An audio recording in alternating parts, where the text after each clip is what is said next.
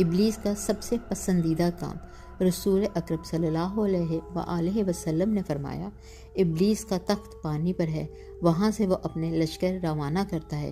اس کے نزدیک سب سے زیادہ پسندیدہ شیطان وہ ہوتا ہے جو سب سے زیادہ لوگوں میں فتنہ ڈالتا ہے۔ اس کے لشکر میں سے ایک آ کر کہتا ہے، میں نے ایسا ایسا کیا۔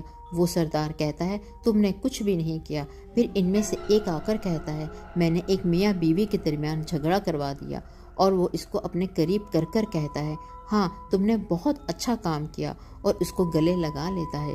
میاں بیوی میں اختلاف پیدا کرنا شیطان کے نزدیک سب سے بہتر کام ہے، اس لیے کہ اس کے اختلاف سے صرف دو انسانوں کے ہی نہیں بلکہ دو خاندانوں کے درمیان اختلافات ہو جاتے ہیں، جس کے نتیجے بہت برے نکلتے ہیں۔ لہٰذا میاں بیوی کو ایسے موقع پر اعوذ باللہ من الشیطان الرجیم پڑھنا چاہیے۔